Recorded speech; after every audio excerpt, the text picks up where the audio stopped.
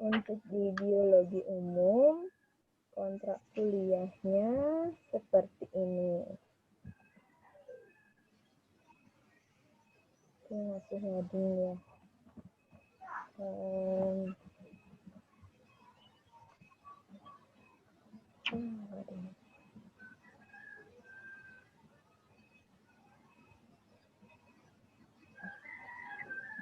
Anak bisa lihat di layar? Bisa lihat nak kontrak kuliahnya? Bisa, Bu. Oke. Untuk kontrak kuliah dari biologi umum, itu kontrak kuliah itu adalah kesepakatan nak. Jadi sebelum kita lanjut perkuliahan, kita sebagai dosen dan juga mahasiswa harus tahu juga aturannya, role-nya seperti itu. Jadi dalam kontrak kuliah ini kita mengatur kesepakatan antara dosen pengampu mata kuliah dengan mahasiswa. Jadi yang pertama, mata kuliah kita ini adalah biologi umum, SKS-nya 3. Nah, nanti kalau kamu cermati di jadwal kuliah, ada SKS, di dalamnya ada dalam kurung begitu, itu artinya ada praktikumnya. Jadi SKS-nya itu ada 3 dengan praktikum, kemudian jumlah pertemuannya itu adalah 16 kali, lengkap dengan middle test, UTS, dan tes akhir, UAS. Seperti itu. Jadi 14 kali tatap muka, 2 kali tes. Kemudian kehadiran minimal kalian untuk mengikuti ujian itu adalah 75%. Jadi harus mulai hitung-hitungan sekarang. 75% dari 16 itu berapa? Berarti itu minimal kehadiran saya. Kemudian untuk penilaiannya bisa dilihat di sini anak ya. Kehadiran kalian itu 10%. Keaktifan dalam hal ini juga praktikum itu adalah 30%, tugasnya 30%, tes tengah semester 10%, dan ujian akhir adalah 20%. Oke, jelas ya untuk penilaian? Jelas, Nak? Jelas. Oke, Ibu lanjut dulu ke tata laksana kuliah. Nah, perkuliahan kita ini mudah-mudahan bisa segera tatap muka begitu. Tapi kita sudah dijadwalkan itu setiap hari Selasa, mulai dari jam 5 sore sampai jam 7.15. Kemudian praktikumnya, karena kita akan laksanakan praktikumnya secara online, jadi dengan menggunakan virtual lab seperti itu biasanya kita jadwalkan untuk dilakukan 1 hari setelah perkuliahan. Ini akan Ibu infokan lebih lanjut ya. Kemudian setiap awal perkuliahan, mahasiswanya diwajibkan absen terlebih dahulu seperti tadi. Cuma tadi ada kesalahan. Kalau tadi kan kalian absen itu ngetik sendiri terus kirim ya. Besok-besok diteruskan punya temennya, misalnya yang nomor 1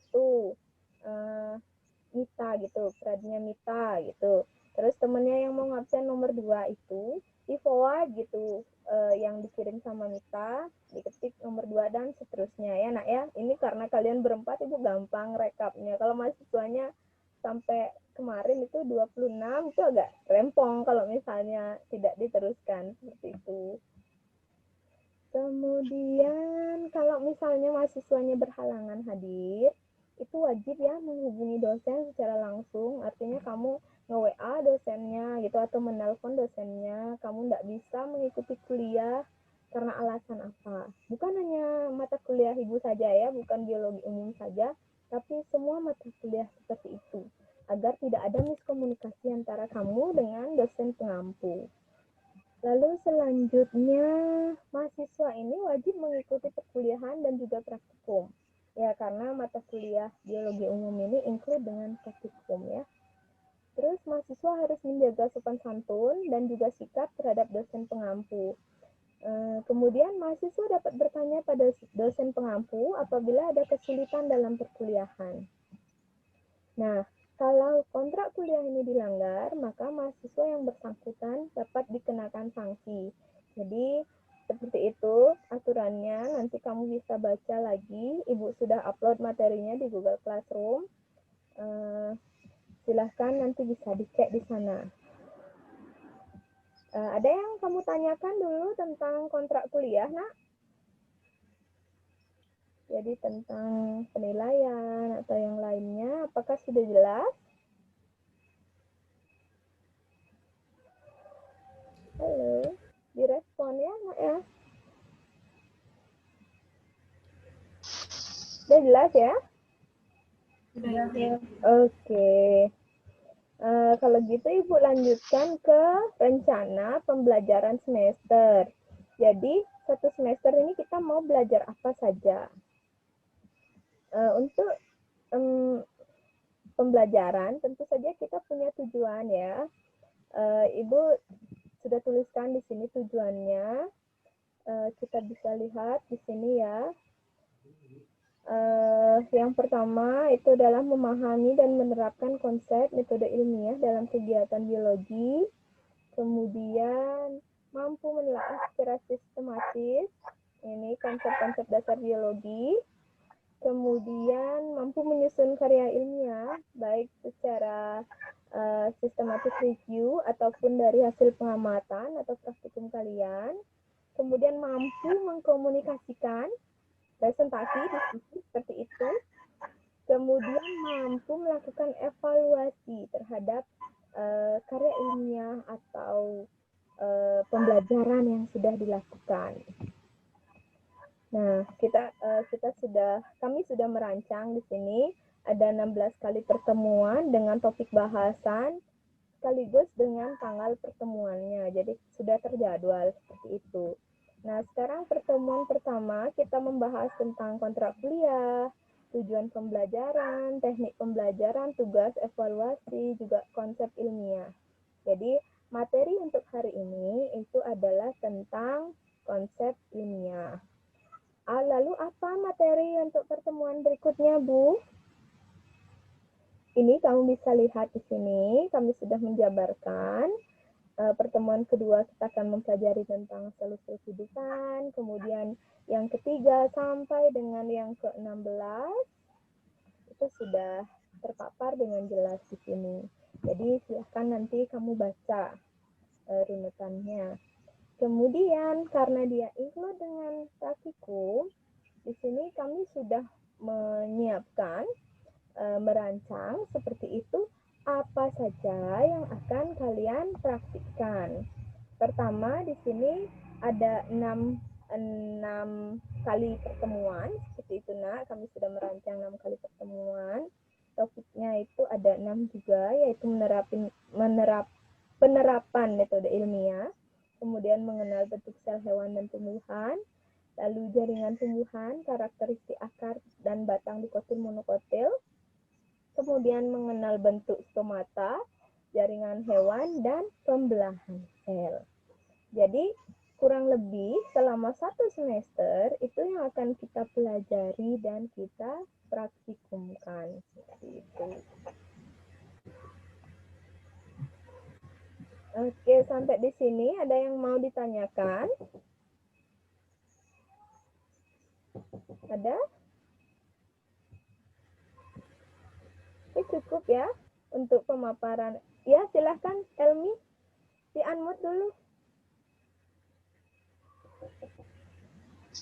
Tidak, Bu, sudah cukup. Oh, sudah cukup. Nah.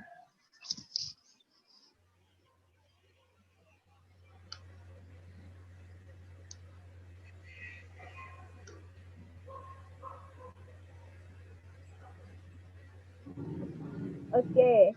Kalau begitu kita bisa lanjutkan ke materi atau ada yang mau anak konfirmasi lagi? Bisa lanjut? Radnyawita? Oke. Sekarang kita akan lanjutkan materi. Oh ya, sebelum Ibu lanjut, lalu suplemen buku apa saja yang bisa kami gunakan dalam mata kuliah ini, Bu? Biasanya mahasiswa bertanya seperti itu. Macam-macam, Nak. Jadi karena namanya biologi umum, dia tidak akan terlalu mengkhusus, menukik gitu. Jadi silahkan anak boleh pakai sumber dari buku-buku SMA dulu enggak apa-apa, itu bisa digunakan. Kemudian kalau punya bukunya biologi jilid 1 dan 2 dan 3 juga bisa. Kemudian bisa juga menggunakan ini biologi umum gitu. Ini terbitan dari UNESA, silahkan. Kalau saya enggak punya gimana Bu? Kalian bisa browsing ya. Sekarang kan gampang, sudah berselancar di internet. Jadi kalian bisa browsing, mau mempelajari tentang apa. Ibu rasa juga materi itu tidak sulit seperti dulu. Kalau enggak ada buku, enggak belajar. Oh tidak, sekarang kita bisa belajar dari mana saja. Oke. Sekarang Ibu bisa lanjutkan ke materi ya nak ya? Bisa? Bisa, Bu. Oke. Kita lanjut ke materi.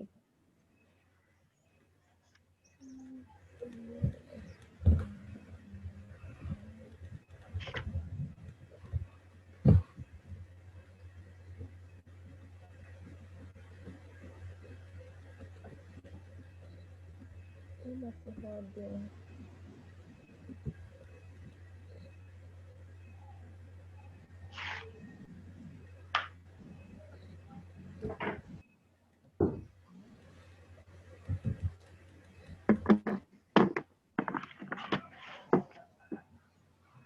Oke, untuk biologi umum, tadi sudah Ibu perkenalkan bahwa kami berdua di sini mengampu mata kuliah ini. Kemudian untuk kontrak tadi juga sudah Ibu sampaikan apa saja yang harus kita lakukan dalam perkuliahan ini. Kemudian metode perkuliahan kita di sini mudah-mudahan bisa kita terapkan, yaitu kalian pasti sudah tidak asing dengan pendekatan saintifik. Kemudian mungkin yang baru itu adalah mind mapping, kemudian foto voice, presentasi, diskusi, ceramah seperti sekarang ini, lalu pemberian tugas. Nah, mind mapping itu seperti ini ya contohnya. Misalnya mau memetakan pikiran tentang apa? Tentang biologi. Jadi ada cabang-cabangnya. Ini contoh saja nah. Kemudian ini ada juga storyboard. Lalu foto voice. Nah, ini adalah hasil kakak tingkatmu yang sekarang sudah selesai di program studi pendidikan biologi. Jadi dia menyoroti tentang ekosistem, ada apa saja di ekosistem. Jadi dari satu foto itu bisa cerita macam-macam. Itu namanya foto voice. Nah, sekarang kita lanjut. Tujuan juga tadi sudah disampaikan. Sekarang kompetensi dasar ya. Setiap mata kuliah itu punya kompetensi dasar. Ya, yang pertama itu adalah basic sekali, itu adalah memahami metode ilmiah. Yang kedua adalah memahami konsep dasar biologi tentang asal-usul kehidupan. Yang berikutnya adalah menjelaskan tingkat organisasi kehidupan.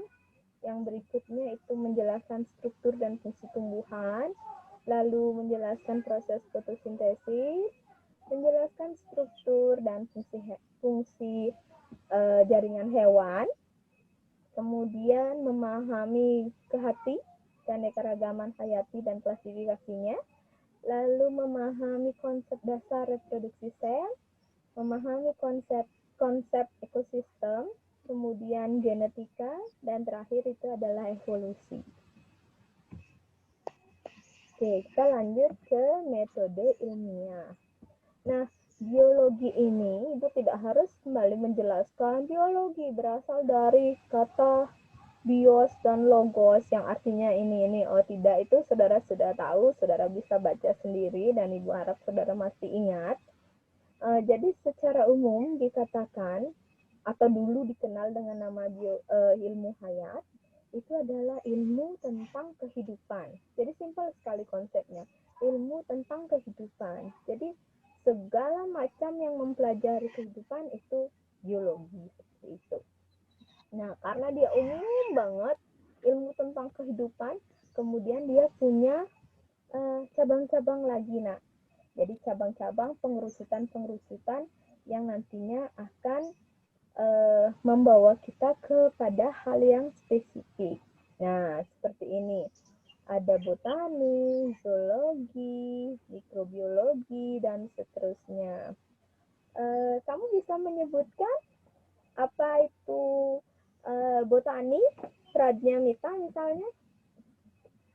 Tentang apa Ilmu sih? yang mempelajari tentang tumbuhan. Oke, yang mempelajari tentang tumbuhan. Kemudian Christina, apa itu zoologi? Zoologi mempelajari tentang hewan ya. Iya, tentang hewan. Jangan ragu-ragu gitu. Kemudian mikrobiologi, Elmi. Tentang makhluk yang berukuran kecil atau mikro. Iya, tentang jasad Rani ya. Kemudian anatomi, Ino.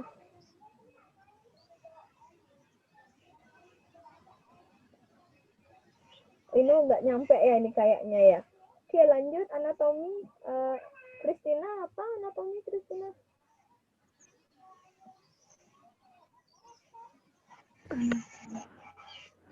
Atau siapa yang tahu anatomi? Mempelajari apa?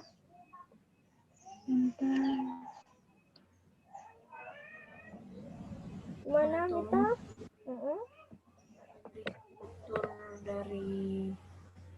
Struktur dalam dari suatu hal. Tentang struktur makhluk hidup ya. Kemudian kalau fisiologi, Elmi apa? Elmi?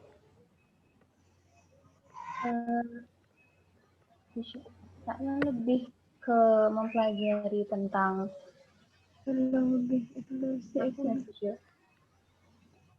kurang tahu Bu.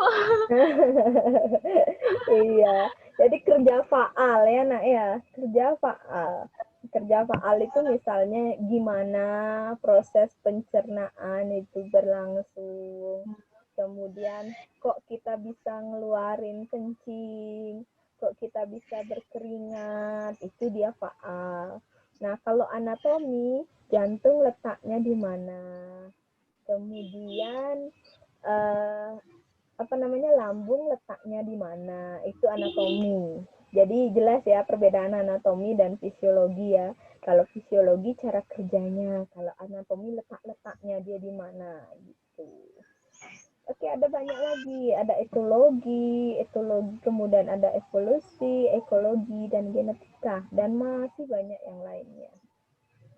Oke, karena botani itu adalah mempelajari tentang kehidupan, kalian masih ingat nggak? Gimana sih caranya membedakan makhluk hidup itu dengan benda mati? Siapa yang masih ingat ciri pertama dari makhluk hidup? Ya Bu. Elmi ya? Mita? Ya Bu. Yang mana nih? Ibu nggak lihat soalnya di sini. Ya Bu. Ya, silahkan. Ciri pertama apa? Bisa melakukan ekskresi.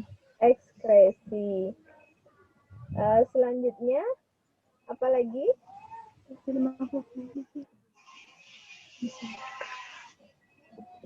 Bisa bertumbuh dan berkembang. Iya.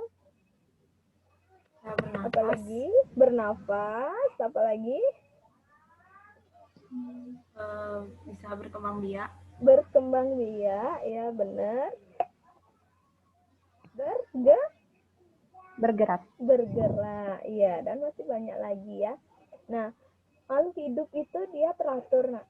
Jadi dia memiliki organisasi kehidupan yang amat rumit. Kenapa dikatakan rumit? Iya, karena terstruktur, teratur. Semua makhluk hidup terdiri dari sel yang berkumpul membentuk jaringan, kemudian organ, sistem organ, organisme, teratur dia seperti itu. Kemudian dia melakukan metabolisme, berkeringat, mencerna, dan seterusnya. Lalu berkembang biak tadi ya, reproduksi. Iya, kemudian ada responsiveness. Ya, responsiveness itu dia merespon rangsang, iritabilitas, seperti itu. Kalian masih ingat kalau misalnya bakteri tertentu dikasih sinar, dia akan bergerak menjauhi rangsang. Atau ketika mata kita berdiri di bawah terik matahari di lapangan, begitu. Kemudian karena kepanasan tidak tahan, masuk ke dalam gedung, tiba-tiba gelap. Nah, itu karena adanya respon dari mata kita ya. Lalu misalnya kamu dicubit sama temenmu, pasti kamu merespon, entah berteriak, entah menghindar, dan seterusnya. Jadi ada respon. Kemudian adaptasi evolusioner. Jadi kalau misalnya kamu masih ingat, dulu katanya nenek moyang kita itu adalah kera. Kan monyet ya, kera. Beda. Monyet tuh. Lalu ada beberapa organ-organ yang menunjukkan adaptasi evolusioner itu. Misalnya umbai cacing yang ada di dalam perut kita, yang nggak kepake tapi masih ada. Lalu ada rambut telinga, di beberapa orang itu masih ada. Jadi dari lubang telinganya itu keluar rambut-rambut. Bukan bulu ya, kalau burung, aves baru bulu. Kalau mamalia rambut. Kemudian kita lanjutkan, apa sih konsepnya biologi itu dengan metode ilmiah. Nah, kita mulai dulu dari penggolongan ilmu pengetahuan. Jurusanmu dulu pas sekolah di SMA atau SMK apa? Nita, Nita dulu jurusan apa? Jurusan IPA. IPA, oke. Elmi? Sama Bu IPA. IPA. Christina? IPS, Bu. IPS. Oke, Ino? Ino masih not respon ya. Oke, jadi ada dua jurusan yang berbeda di sini. Jadi kita fasilitasi begitu nak. Kita fasilitasi walaupun misalnya Christina yang dari IPS, tapi dia bisa nanti kita tuntun bersama-sama agar bisa mempelajari biologi. Jadi kenapa sih ibunya nanya dulu saya jurusan apa? Ini kaitannya dengan penggolongan ilmu pengetahuan. Jadi ilmu pengetahuan itu dulunya awalnya berasal dari pengetahuan. Pengetahuan itu nantinya kalau dia sudah teruji secara ilmiah, baru dia bisa dikatakan sebagai ilmu pengetahuan. Nah, ilmu pengetahuan itu sendiri dibedakan tadi sudah disebutkan ya sama Pradnya, kemudian Elmi dan juga Christina. Ada yang jurusan IPA, Natural Science, ada yang IPS, Social Science, seperti itu. Nah, IPA ini ada dua, yaitu Physical Science dan Biological Science. Kalau Physical Science itu fisika masuk di sana, kimia, astronomi, kemudian ilmu bumi ada di situ.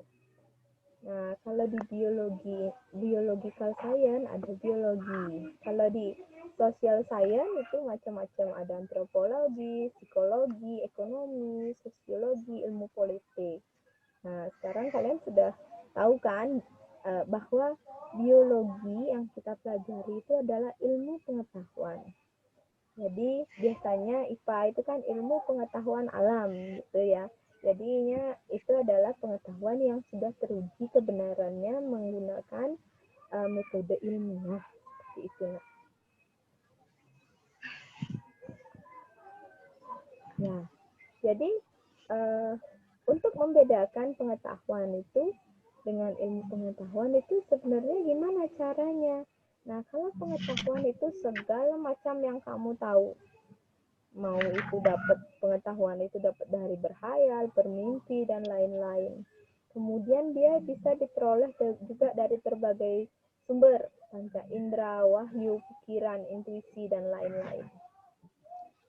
Kalau ilmu pengetahuan itu pengetahuan yang sudah diuji kebenarannya dengan metode ilmiah.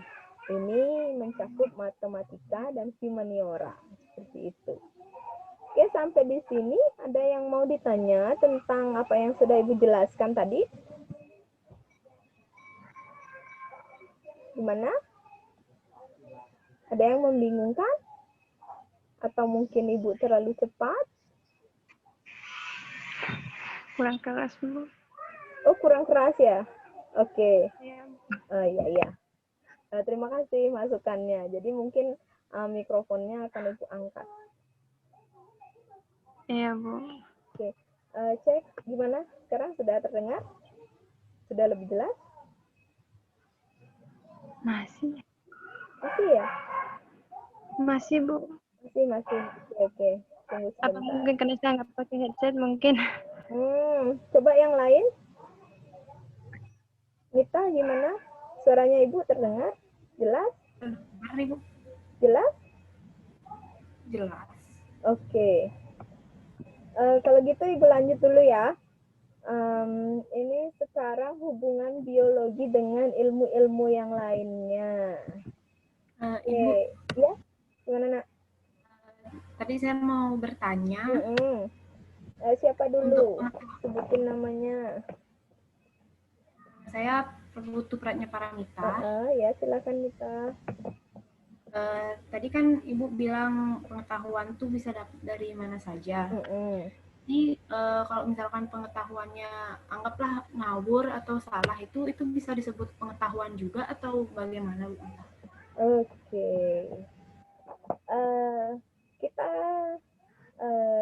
bedakan dulu ya nak ya antara pengetahuan dengan ilmu pengetahuan. Jadi pengetahuan itu nak itu semua hal yang kamu ketahui. Mau itu ngawur, mau itu benar, mau itu dengar berita burung gitu, itu semua pengetahuan. Jadi tidak ada pengetahuan yang salah. Pengetahuan itu kalau misalnya tadi kamu bilang ngawur itu yang tidak bisa disebut sebagai ilmu pengetahuan. Jadi pengetahuan misalnya bumi itu bulat gitu misalnya. Kalau tahunya itu dari mana? Oh, langitnya lengkung. Itu namanya pengetahuan.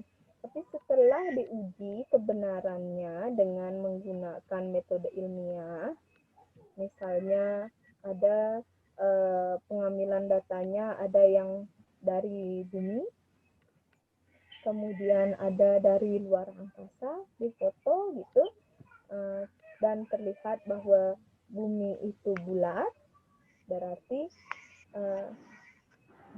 istilah bumi itu, bentuk bumi itu bulat itu adalah ilmu pengetahuan. Sedangkan hal-hal yang tidak bisa diketahui kebenarannya ketika diuji dengan menggunakan metode ilmiah itu namanya pengetahuan. Seperti itu. Gimana? Membingungkan atau bisa dimengerti penjelasan Ibu? Sudah bisa dimengerti. Mita bisa ya ngerti ya? Ya, Bu, sudah, Bu. Artinya segala yang diketahui itu tidak peduli dari sumbernya dari mana, itu namanya pengetahuan. Tapi kalau pengetahuan yang sudah diketahui itu setelah diuji dengan metode ilmiah dan masih tetap sama hasilnya, itu baru namanya ilmu pengetahuan. Seperti itu. Ada lagi yang mau bertanya?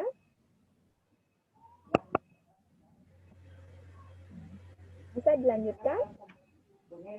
Bisa, Bu. Oke, Ibu lanjutkan ya. Sekarang mari kita berpikir bersama-sama. Biar nggak ngantuk. Kalau Ibu aja yang ngomong, nanti kalian ngantuk di situ. Sekarang kita mau mencari hubungan biologi dengan ilmu yang lain. Apakah ada yang bisa menyebutkan contoh nyata hubungan antara biologi dengan matematika? Ayo, siapa bisa sebutkan namanya? Apa sih hubungan biologi dengan matematika? Atau kapan sih matematika itu dipakai di biologi? Gitu loh.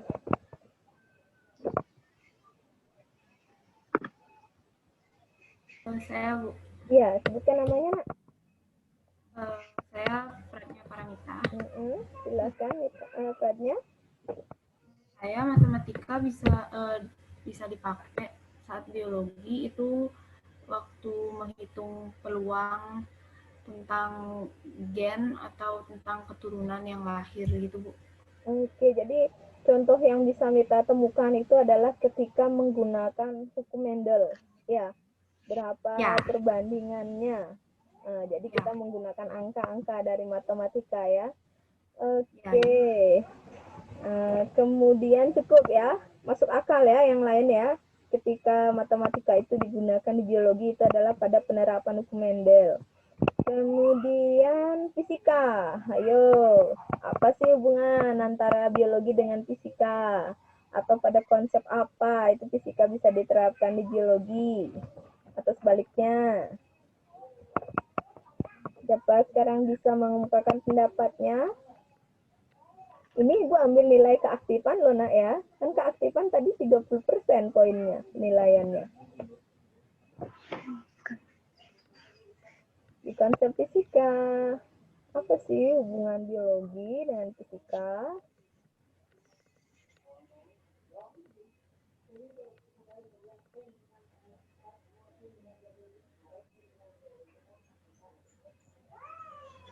Ayo, Elmi mungkin?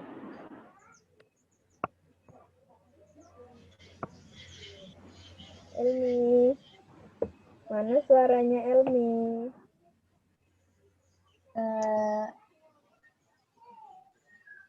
Kalau di biologi itu kan mempelajari tentang makhluk hidup.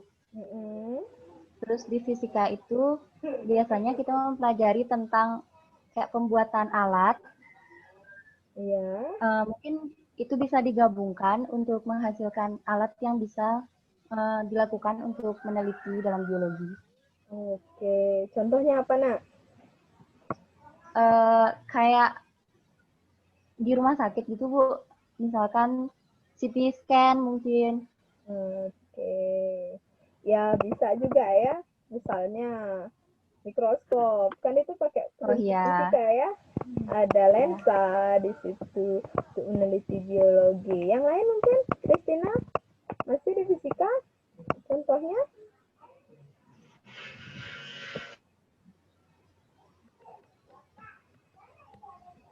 Apa? Christina, coba. Apa idenya?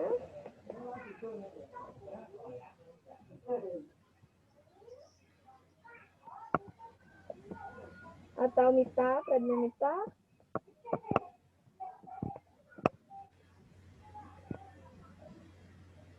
Oke, kalian pernah mendengar konsep difusi osmosis nggak? Iya. Gimana itu difusi? Itu kan fisika ya. Itu konsep sebenarnya difusi itu adalah konsep fisika. Tapi ternyata dalam praktik di biologi itu terjadi di misalnya ketika air itu keluar atau masuk ke dalam sel, dia melalui celah-celah kecil, itu namanya melalui membran, itu namanya osmosis. Kemudian kalau dia tidak melalui membran, itu namanya difusi. Seperti itu. Jadi itu prinsipnya yang ada hubungannya. Tapi tadi udah benar konsep fisika yang misalnya loop, mikroskop, itu dipakai di biologi juga. Oke, itu ada hubungannya. Selanjutnya dengan kimia. Ayo, contoh hubungan antara ilmu biologi dengan kimia.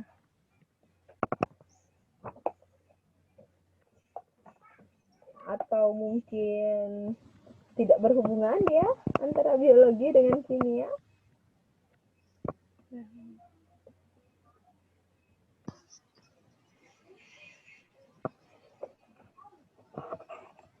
Berhubungan, Bu. Oke, apa hubungannya? Di dalam kimia itu kan banyak zat-zat, misalnya kayak oksigen, kayak air. Itu berhubungan dalam proses biologi, misalnya seperti fotosintesis, itu kan memerlukan oksigen, air, dan juga zat-zat yang lain. Iya, betul. Contoh lainnya dalam tubuh kita sendiri. Kalian masih ingat ikatan kimia protein, siapa? Itu kan semua dipelajari dalam kimia. Nanti kalian dapat mata kuliah biokimia. Jadi di situ hubungan antara biologi dengan kimia. Betul, dalam proses fotosintesis. Anabolisme, katabolisme ya. Kemudian ekonomi. Nah, berhubungan nggak dia antara ilmu pengetahuan biologi dengan ilmu ekonomi? Ilmu pengetahuan ekonomi. Yang lain, Christina, mana suaranya? Ino ini masih belum bisa terdengar suaranya. Ayo, siapa punya ide menghubungkan biologi dengan ekonomi?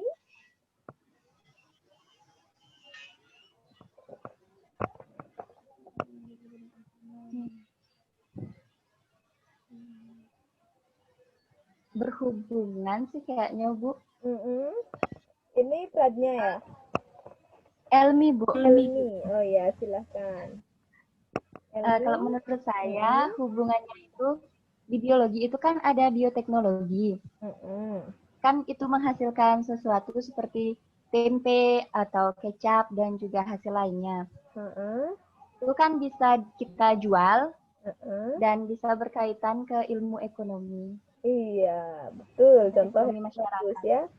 Contoh yang bagus. Jadi bisa menghasilkan nilai tambah ya. Beda dia kalau misalnya kedelai saja dijual, tidak diolah menjadi tempe atau kecap, mungkin beda hasil jualnya. Oke, ada yang suka nonton film Korea di sini? Ya, saya. Oke, ini penggemar Korea. Kalau misalnya orang Korea itu makan, biasanya diisi dengan sayuran ya. Sayuran yang harganya mahal, lebih mahal daripada sayuran yang segar. Itu salah satu konsep biologi yang diterapkan pada sayuran sehingga bisa menghasilkan nilai tambah, nilai ekonomi yang lebih tinggi. Tahu ya sayuran yang Ibu maksud ya? Tahu nggak? Belum tahu ya?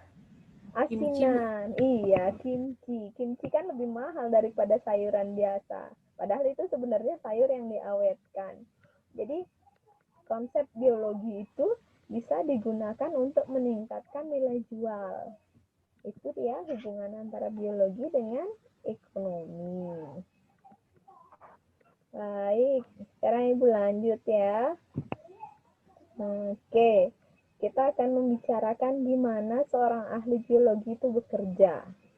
Jadi, kenapa sekarang kamu bisa kuliah tatap muka dengan Ibu walaupun secara virtual? Kalau dulu nggak bisa ketemu, ya nggak bisa tatap muka. Sekarang dengan video call itu bisa. Itu semua ditemukan dari rasa ingin tahu ya nak ya. Jadi kenapa kita tidak bisa memutuskan ruang dan waktu, jarak dan waktu. Dengan teknologi ternyata jaraknya bisa diperpendek. Nggak harus ketemu begitu untuk bercakap-cakap. Ya telepon bisa. Aku mau lihat dong mukanya kamu seperti apa. Video call bisa. Jadi itu semua gara-gara rasa ingin tahunya manusia yang tidak pernah terpuaskan. Kemudian, nah tadi, Bu, pengetahuannya itu ngawur misalnya gitu. Itu gimana? Nah, pengetahuan yang benar itu diperoleh dari ada beberapa caranya, nak. Yang pertama itu adalah pendekatan non-ilmiah. Yang kedua itu adalah dengan menggunakan pendekatan ilmiah. Pendekatan ilmiah, contoh-contohnya gimana?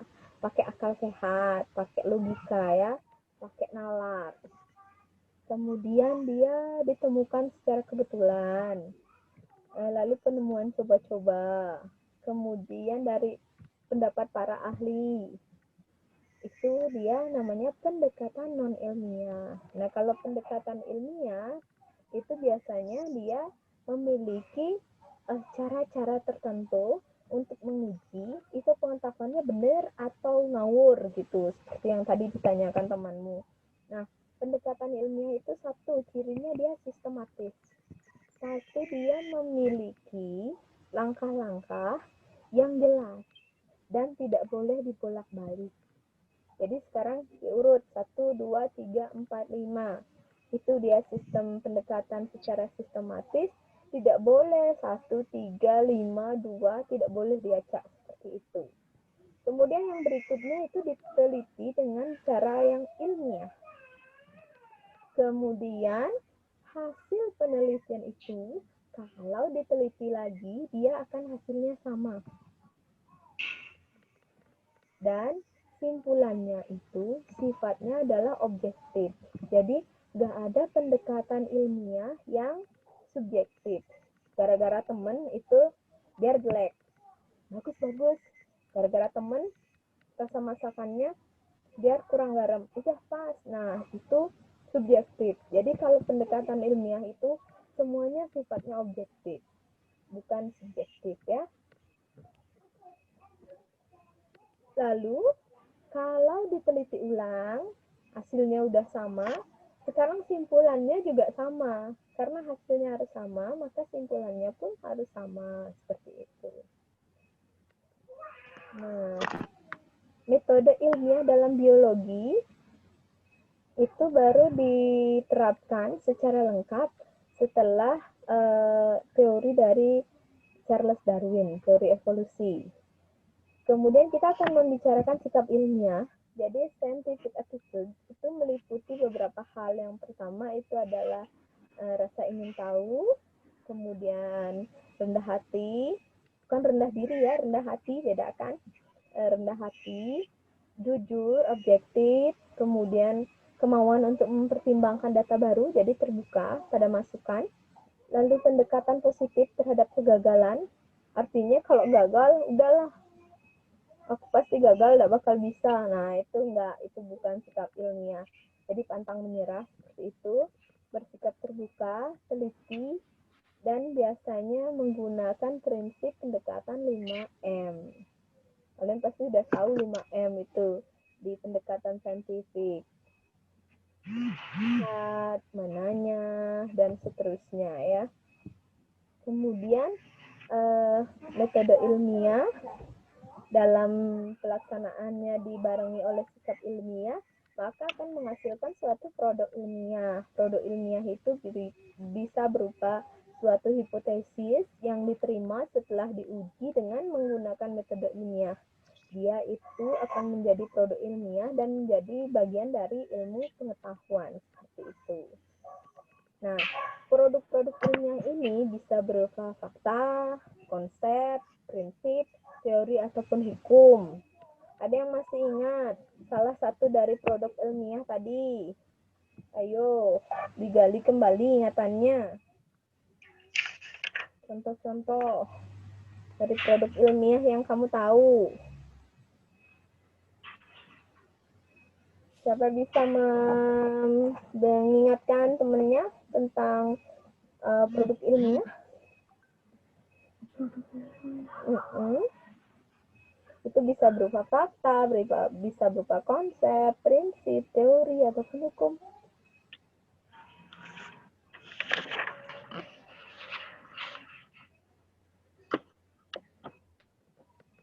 Elmi, ingat nih?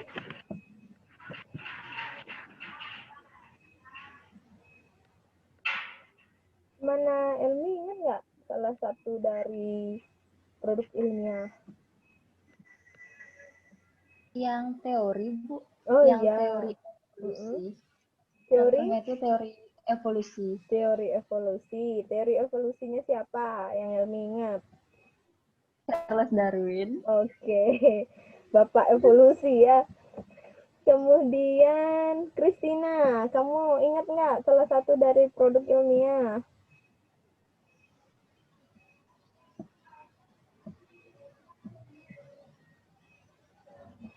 Ayo.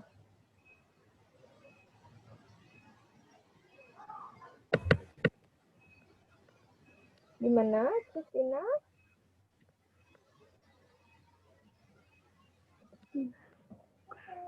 Belum ya? Enggak ingat, Bu. Enggak ingat. Oke, iya. Kalau Pradnya gimana, Pradnya? Mendel, hukum Mendel. Hukum Mendel, iya betul. Itu salah satunya. Silahkan nanti dicari, digali lagi. Fakta-fakta, konsep, ada banyak. Ada trigonometri, teori atom, dan lain sebagainya. Itu semua produk ilmiah ya. Selanjutnya itu adalah kerangka berpikir. Gimana caranya memecahkan masalah dengan menggunakan metode ilmiah. Jadi kita mulai dengan suatu permasalahan apa gitu yang menggugah rasa ingin tahu kamu. Kita akan mengidentifikasi dan menyatakan masalah. Pernyataan itu misalnya sebagai pertanyaan yang dimulai dengan apa, bagaimana, mengapa, seperti itu. Kemudian kita akan merumuskan hipotesis. Ada yang masih ingat hipotesis itu apa, Nak? Hipotesis? Tesis itu perkiraan hasil akhir dari suatu penelitian atau suatu permasalahan. Perkiraan ya. Jadi jawaban sementara gitu ya.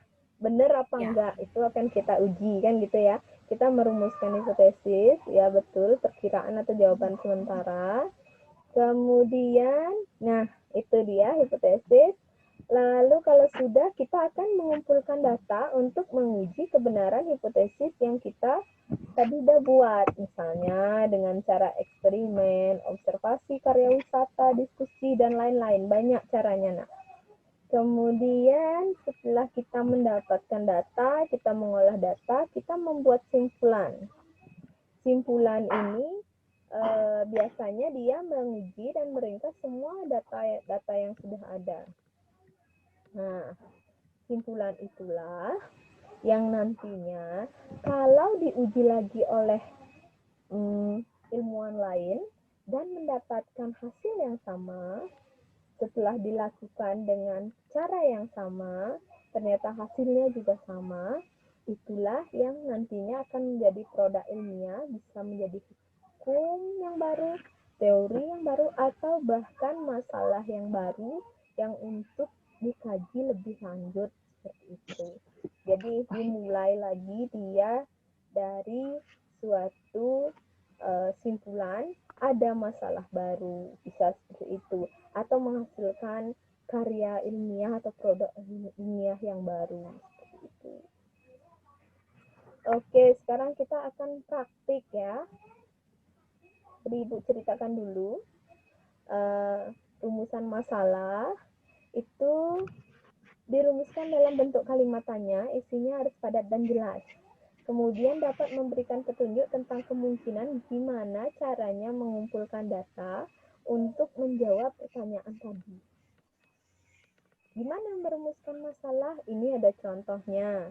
Misalnya, Ibu mau meneliti tentang ada nggak ya pengaruh pembelajaran kooperatif tipe STAD terhadap hasil belajar siswa kelas 10 di SMA Saraswati dan Pasar. Nah, itu Ibu sudah rumuskan dalam bentuk rumusan masalah. Jadi, dia dirumuskan dalam bentuk kalimat tanya, seperti itu. Dan isinya padat dan jelas dan bisa memberi petunjuk tentang kemungkinan di mana mengumpulkan data, apa yang harus dikumpulkan. Seperti itu. Bisa dilihat contohnya, Nak? Ada yang mau ditanyakan dari contoh membuat rumusan masalah?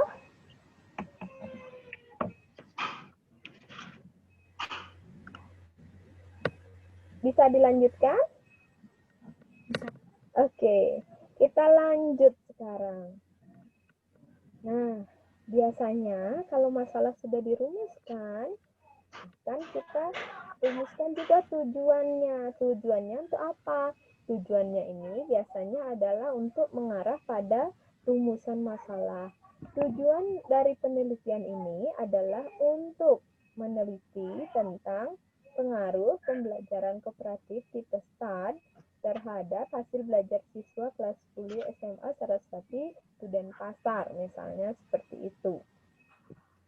Kenapa sih Ibu ngajarin gimana caranya nyusun rumusan masalah dan lain-lain nanti di belakang?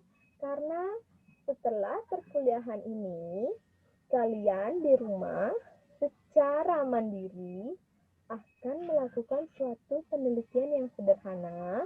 Kemudian kalian akan menyusun, membuat laporannya dalam bentuk karya ilmiah, paper seperti itu, yang di dalamnya ada ini, ada rumusan masalah, ada tujuan, dan seterusnya. Jadi silahkan simak dengan baik. Kalau ada yang nggak jelas, kamu langsung tanyakan, biar nanti nggak bingung waktu ngerjain tugasnya ya. Oke, Ibu lanjut dulu. Hipotesis, tadi sudah dijelaskan sama temennya, itu jawaban sementara, dugaan sementara. Nah, ini mungkin bisa kamu catat rumusan masalahnya ini. Bagaimanakah pengaruh pembelajaran kooperatif tipe STAD terhadap hasil belajar siswa kelas 10 SMA Saraswati dan Pasar, sehingga kamu nanti bisa mereka-reka hipotesisnya.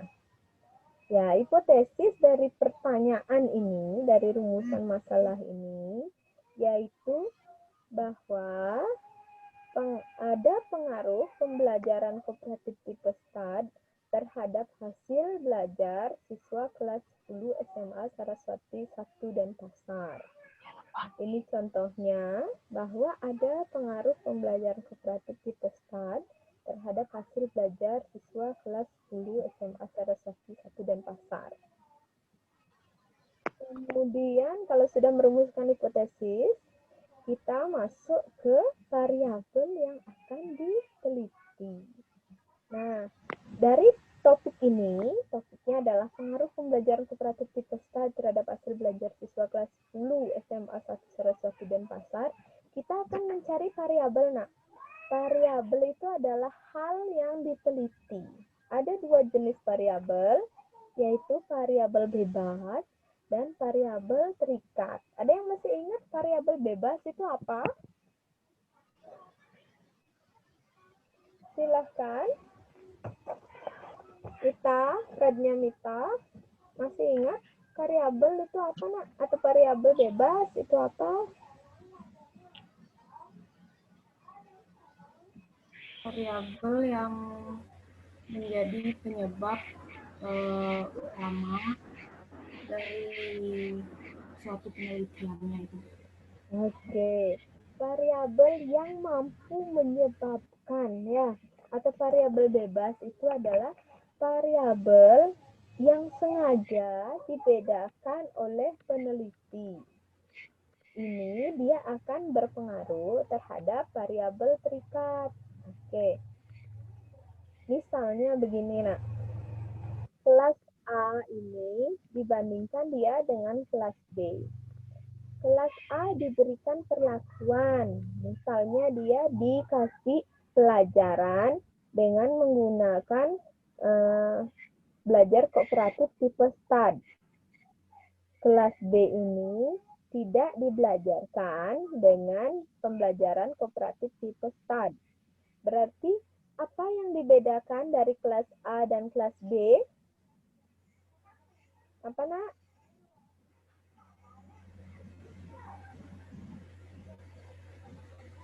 Tipe pembelajarannya. Iya, tipe pembelajarannya. Jadi ada yang diberikan tipe belajar STAD, ada yang tidak. Kemudian, itulah yang diteliti. Kalau yang dikasih maksudnya di sini adalah tipe STAD. Kalau yang dikasih pembelajaran tipe STAD itu gimana hasil belajarnya? kalau tidak dikasih pembelajaran tipe STAD, gimana hasil belajarnya? Berarti variabel bebasnya itu adalah variabel pembedanya, adalah tipenya, tipe pembelajarannya. Sedangkan variabel terikat itu adalah hasil belajarnya. Jadi variabel bebas itu dia akan mempengaruhi variabel terikat. Oke, sampai sini bisa membedakan antara variabel bebas dengan variabel terikat? Christina, gimana? Halo, Christina. Udah, Bu. Oke, yang lain gimana? Bisa membedakan? Yang mana terikat, yang mana bebas? Kalau yang bebas itu konsep aja anak pegang. Jadi Ibu tidak mematok teori seperti apa. Variabel bebas itu adalah variabel yang sengaja dibedakan. Misalnya di kelas A sengaja dia diberi tipe STAD. Kalau di kelas B tidak dikasih tipe STAD. Berarti variabel bebasnya itu adalah tipe pembelajarannya, yaitu tipe STAD. Kemudian dampaknya tipe STAD ini apa? Dampaknya yang diteliti adalah hasil belajar dari siswa itu. Jadi variabel terikatnya itu adalah hasil belajar, seperti itu. Oke, kita lanjut ya. Nah, ini kalian harus merumuskan sendiri. Jadi di dalam suatu penelitian, sekelompok mahasiswa menyiapkan 4 kelompok kecambah tanaman kacang kedelai yang usianya seragam. Tapi dia beri perlakuan seperti ini. Kelompok pertama itu hanya disiram dengan air.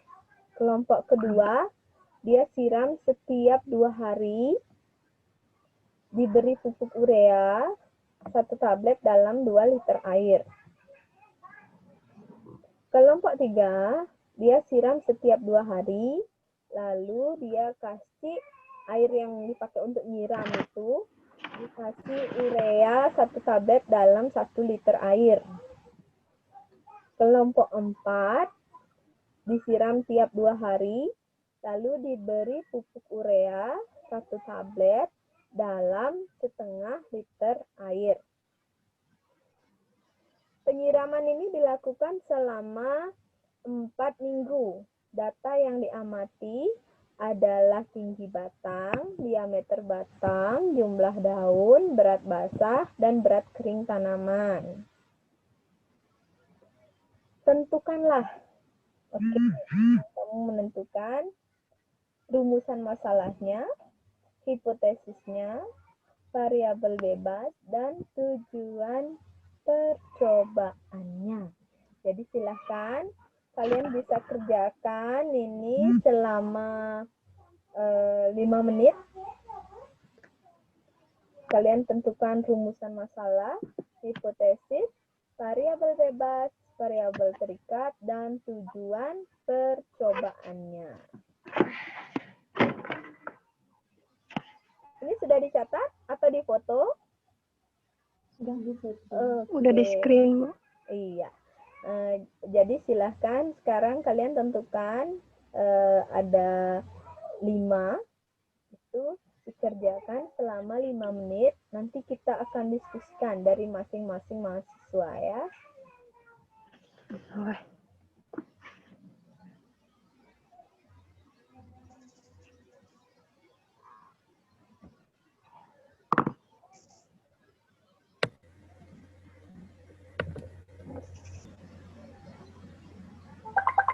Jadi seperti yang tadi kalian sudah jelaskan, untuk rumusan masalah bisa kita sederhanakan. Apakah ada perbedaan pertumbuhan tinggi batang, diameter batang, jumlah daun, berat basah, dan berat kering tanaman yang disiram dengan kadar pupuk urea yang berbeda dengan waktu penyiraman yang berbeda. Kemudian tujuannya adalah untuk mengetahui perbedaan pertumbuhan tinggi batang, diameter batang, jumlah daun, berat basah, dan berat kering tanaman yang disiram dengan kadar pupuk urea yang berbeda dengan waktu penyiraman yang berbeda. Variabel bebasnya itu adalah waktu penyiraman dan kadar pupuk urea. Sedangkan variabel terikatnya itu adalah tinggi batang, diameter batang, jumlah daun, berat basah, dan berat kering tanaman. Baik, kita lanjutkan dulu.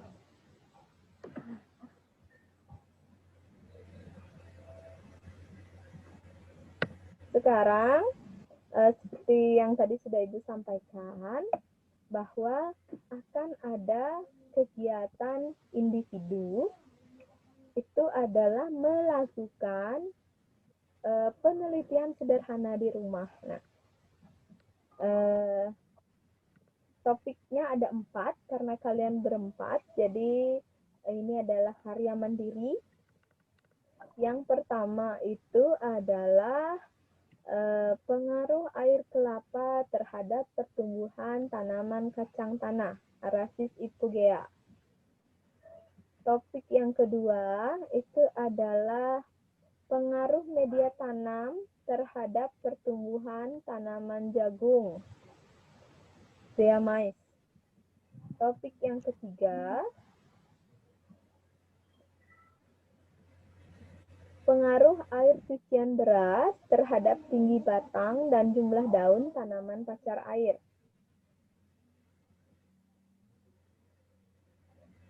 Dan yang terakhir, itu adalah pengaruh air kelapa terhadap tinggi batang dan jumlah daun tanaman jagung. Mohon maaf sebelumnya. Ya, ini silahkan kamu pilih. Kamu mau yang mana gitu. Sekarang aja kita tentukan. Karena kita masih punya waktu masih 45 menit.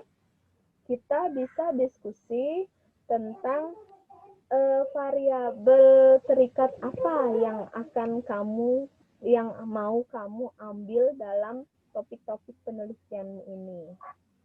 Nah, nanti pada waktu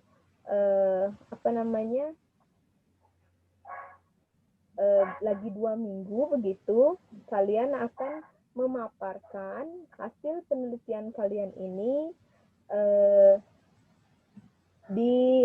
pada saat pembelajaran berlangsung, seperti itu. Oke, untuk topik 1, siapa yang mau mengerjakan? Silahkan dipilih. Duluan ya ini ya. Yang mana yang kamu sukai? Pradnya? Ya. Yang nomor 1? Ya, Bu. Oke, jadi topik 1 itu diambil pradnya ya. Kemudian topik 2. Silahkan. Siapa yang mau topik 2?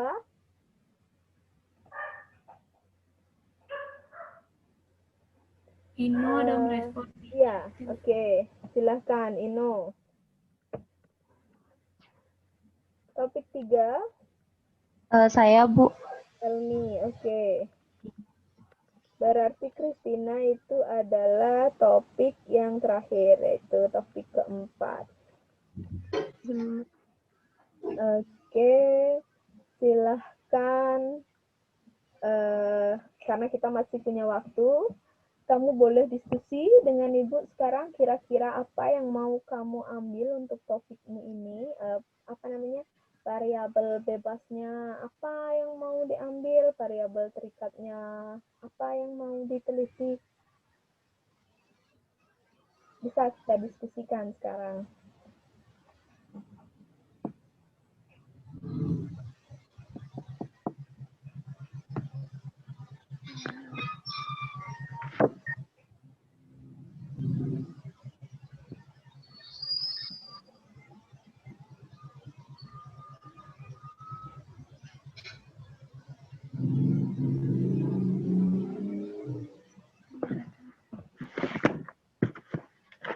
Ini kalau misalnya ini karena nggak bisa kita komunikasi langsung, bisa via chat kayak tadi.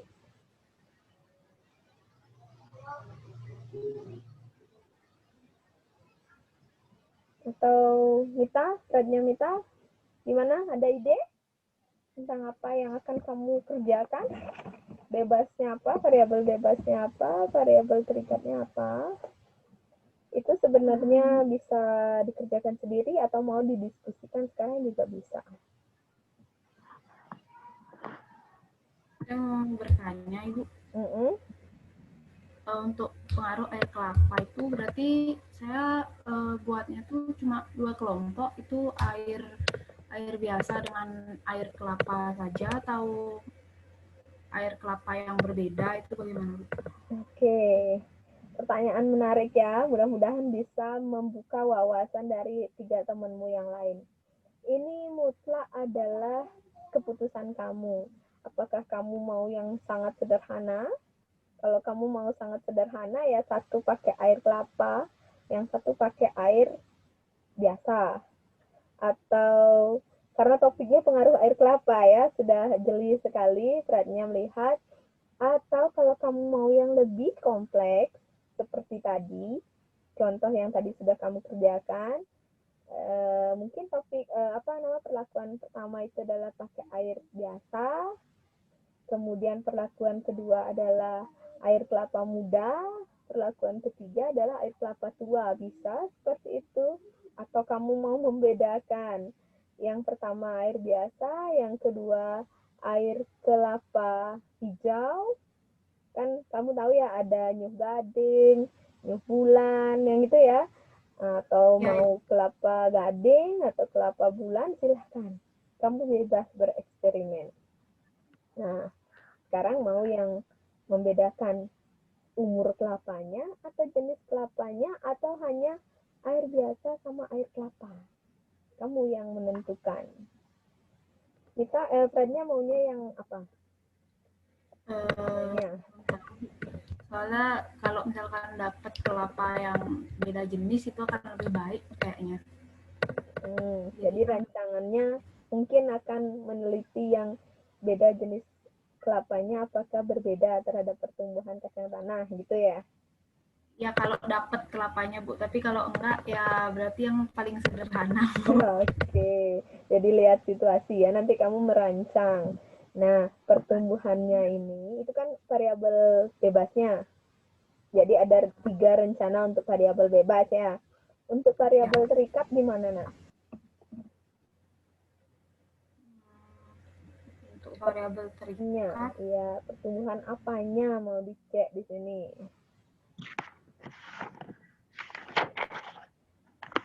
Akan lihat pertumbuhan dari akar itu. Apalagi? Dari perkembangannya sampai batang, kapan waktu tumbuh batangnya, apakah lebih cepat yang mana gitu, dan kualitasnya juga. Misalkan yang kelapa mungkin lebih cepat gitu Bu, misalkan lebih cepat akarnya misalnya lebih banyak atau lebih cepat dia tumbuh batang kayak gitu. Oke, Itu sih di jumlah akar saya. ya, jumlah akar itu yang bisa ditangkap, jumlah akar banyak atau sedikit. Kemudian pertumbuhan batangnya mungkin tinggi batang, Nak, tinggi batangnya ya lebih spesifik yang bisa kita ukur. Kemudian apalagi kecambah kualitas ditentukan dari apanya, misalnya kalau diameter enggak kayaknya, tapi kalau misalnya mau boleh aja diameter, tapi ya rasanya agak sulit. Mungkin daunnya, mungkin warna daun atau jumlah daun yang muncul atau apa ya, silahkan dikombinasikan. Oke, lanjut topik yang ketiga ya. Ino, kamu bisa tulis di chat mungkin ya rencananya untuk variabel bebasnya apa, variabel terikatnya apa. Christina kalau misalnya lagi nulis, silahkan nanti bisa dibacakan. Sekarang Ibu lanjut dulu ke Elmi ya.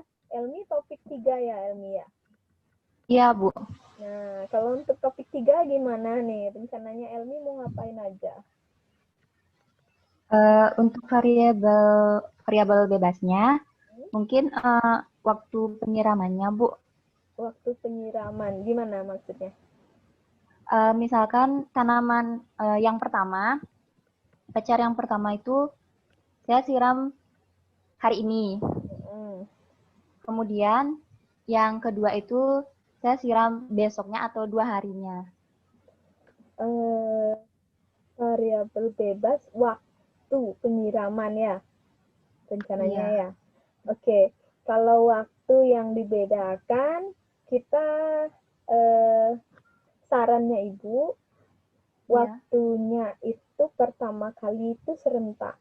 Jadi misalnya mau buat berapa ini? Berapa pot rencananya? Misalnya Elmi. Mungkin 2.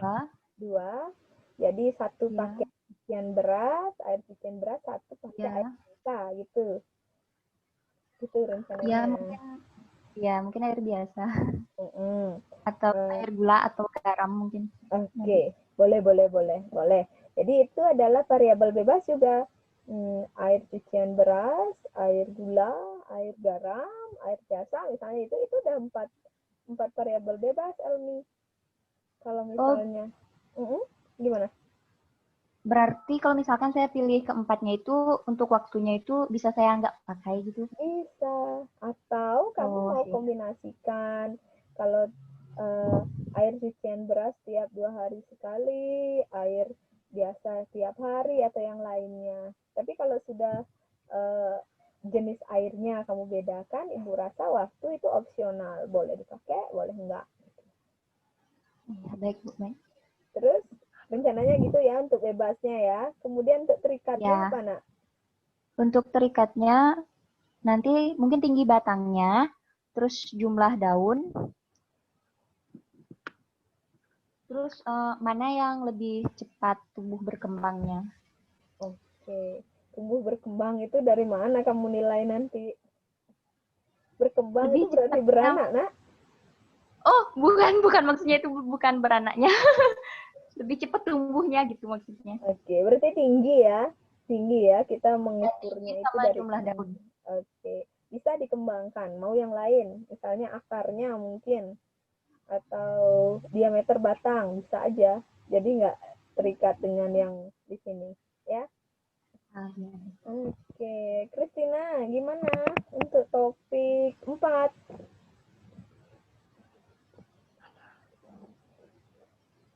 Jujur aja Bu, saya belum ada bayangan nih sama sekali Bu. Oh, belum ada bayangan ya. Oke. Kalau Ino, gimana Nino? Teman-teman.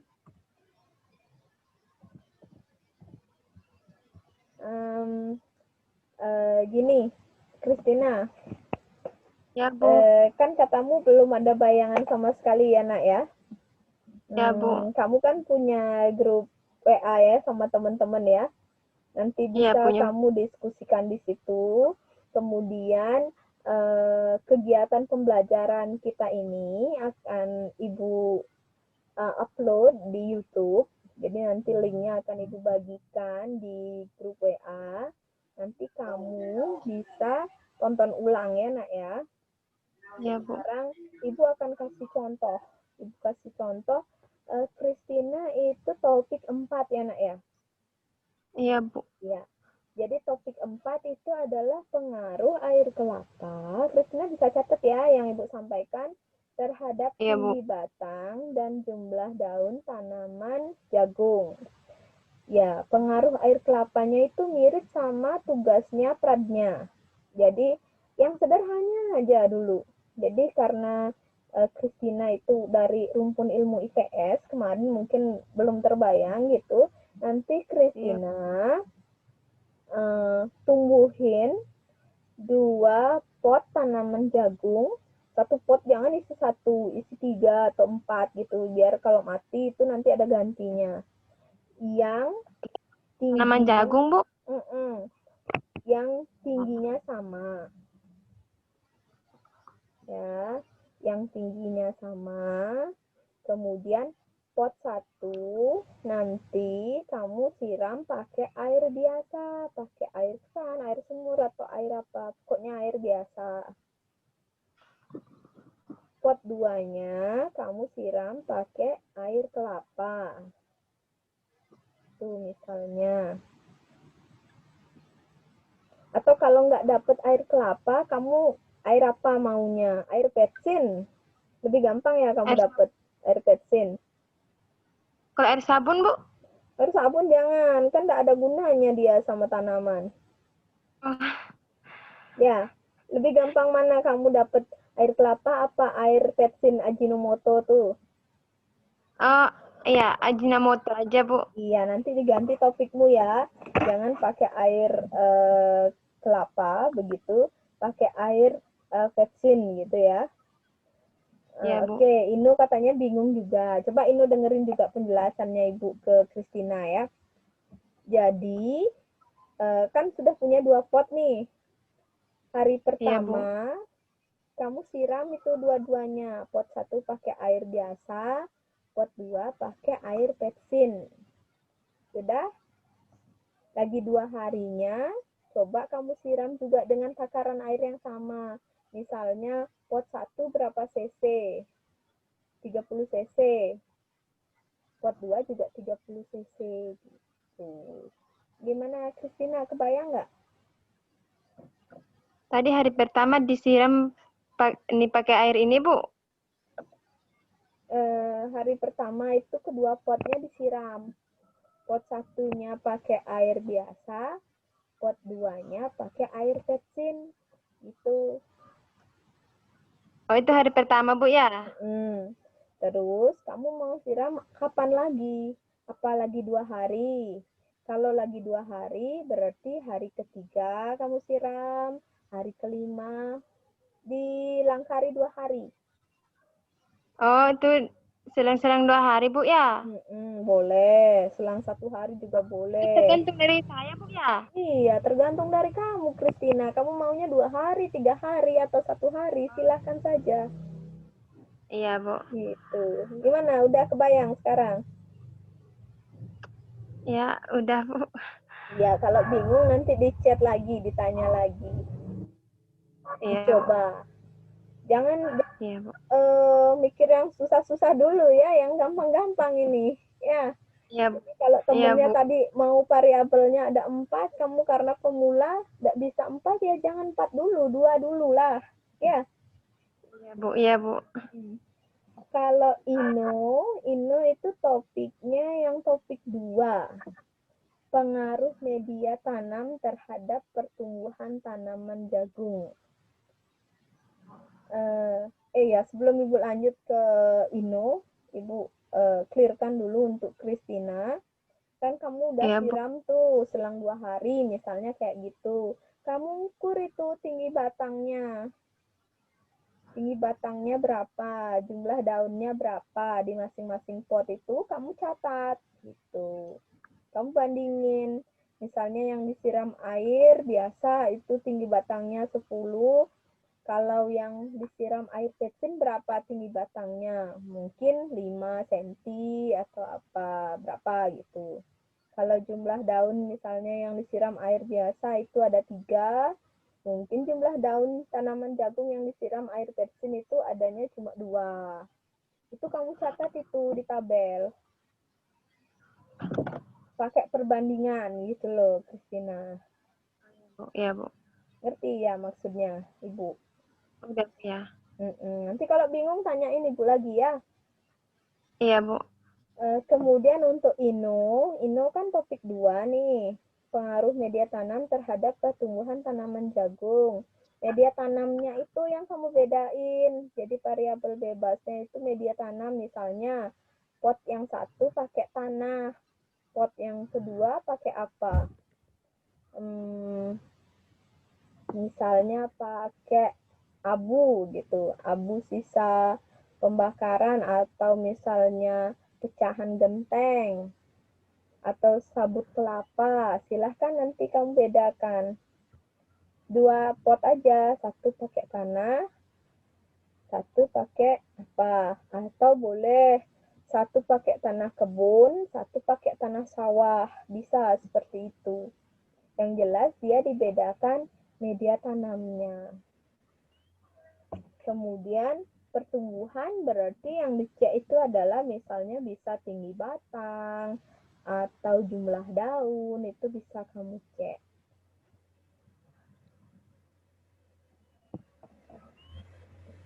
Gimana Ino?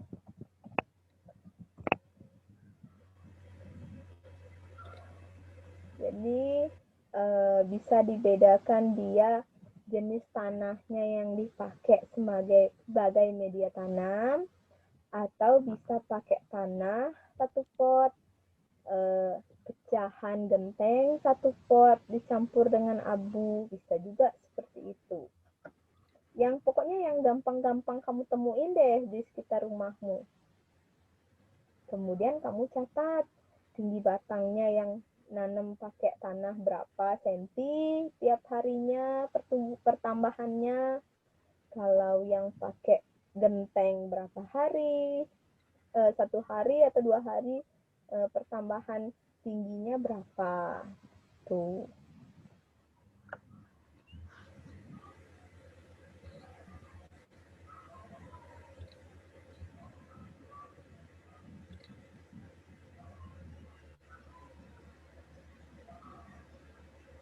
Gimana Ino? Bisa ngerti maksudnya yang Ibu sampaikan?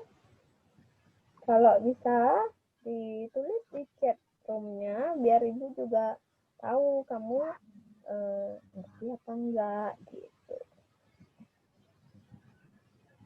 Ya, silakan. Ino mau nanya. Nanya apa?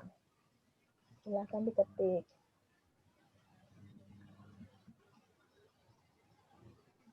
Yang lain gimana sambil nunggu pertanyaan dari Ino? Atau mungkin kalian bisa diskusi nanti di WA group. Kalau ada temennya kesulitan, tolong dibantu. Nah, misalnya kayak Christina atau Ino, ada dia kesulitan, bisa minta bantuan ke Elmi atau ke Pradnya.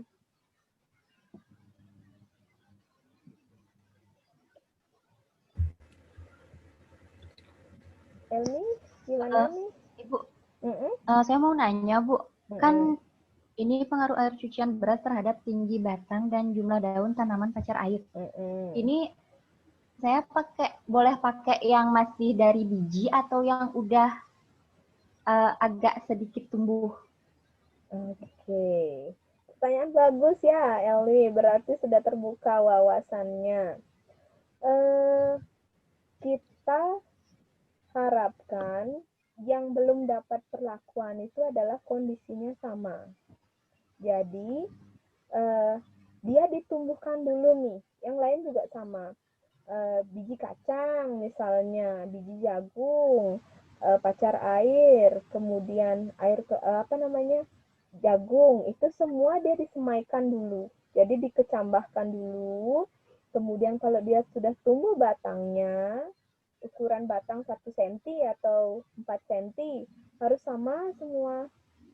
Kalau batangnya 4 cm, ya 4 cm. Kamu misalnya pakai 2 pot ya, Mi ya.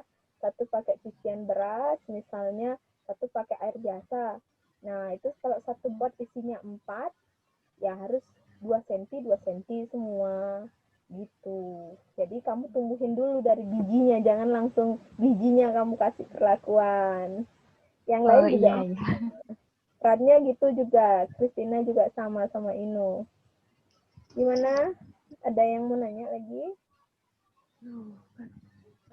Saya, Bu. Ya. Saya kan, saya rencananya dari biji, Bu. Terus saya bingung sama media tanam dari kacang tanah ini. Kalau misalkan dari biji kan saya juga perlu ngelihat pertumbuhan akarnya. Jadi karena saya juga belum pernah nanam kacang tanah, jadi apa bisa kacang tanah itu ditaruh di media kapas kayak penelitian sederhana zaman dulu gitu, Bu? Atau langsung di tanah itu bagaimana gitu? Oke. sekarang kalau misalnya kamu mau mengecambahkan, dikecambahkan dulu di kapas bisa. Karena Pradnya mau mengamati akar, kan gitu ya Pradnya ya.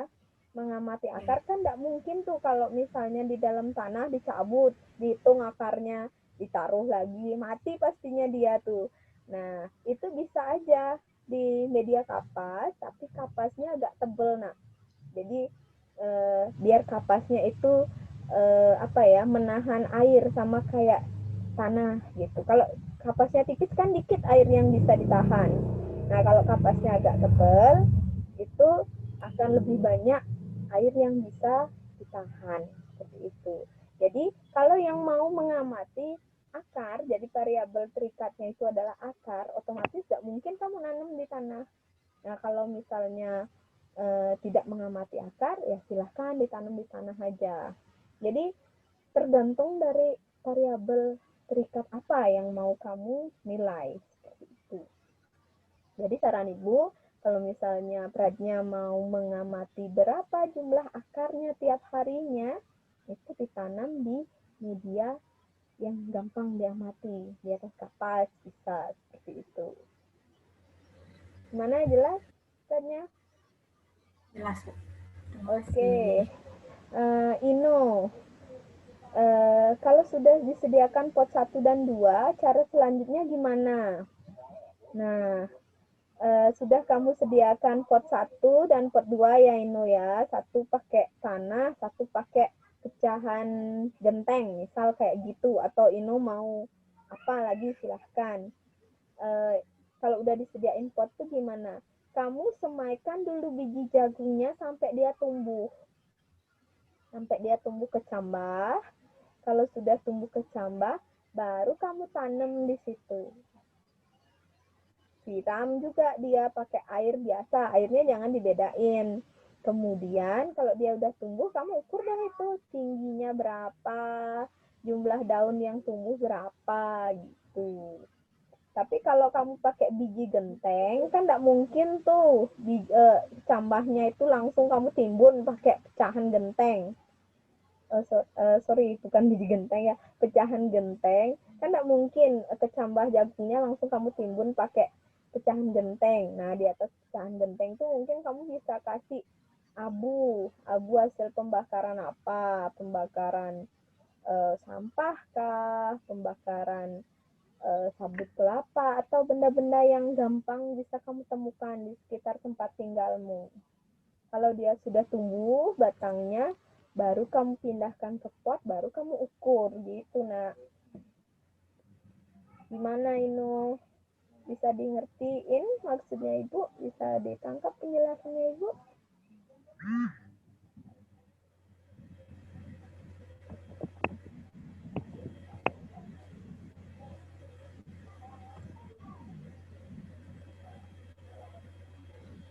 Christina, gimana nak? Kamu udah ada bayangan mau ngapain?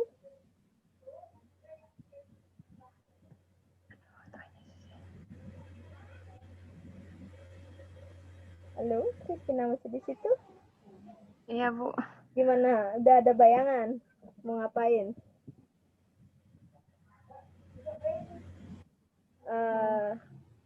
Jangan diruwet-ruwetkan dulu ya, jangan dikira susah gitu. Konsepnya sederhana ini. Kalau Christina kan topiknya 4. Jadi kamu sediakan 2 pot yang sudah berisi tanah. Kemudian kamu semaikan biji jagungnya barang 10 batang, 10 biji. Kalau sudah berkecambah, pindahin ke masing-masing pot 5-5. Kamu siramlah itu pakai air biasa, pot 1, pakai air petsin, pot 2.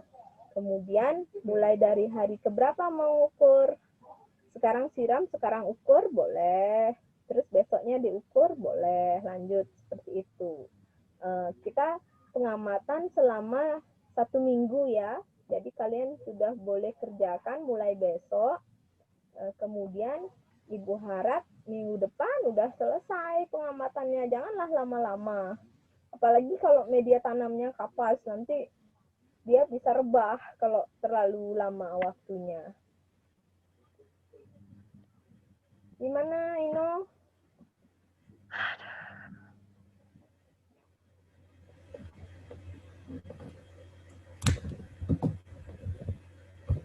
Oke, kalau misalnya tidak ada yang mau ditanyakan lagi, kita akan sudahi perkuliahan hari ini. Oke, ada pertanyaan dari Ino. Oke, makasih katanya. Ya, Ibu harap sudah ngerti maksudnya Ibu kayak apa. Baik, karena sudah waktu ya nak, masih ada lagi 15 menit. Silahkan kalian pakai untuk menyimpulkan materi kuliah kita hari ini seperti apa. Dan nanti Ibu akan unggah video perkuliahan kita di YouTube. Linknya akan Ibu kirimkan nanti ke kalian.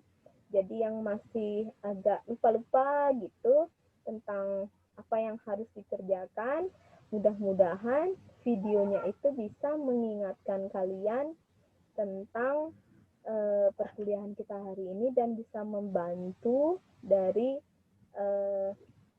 percobaan sederhana kalian ini.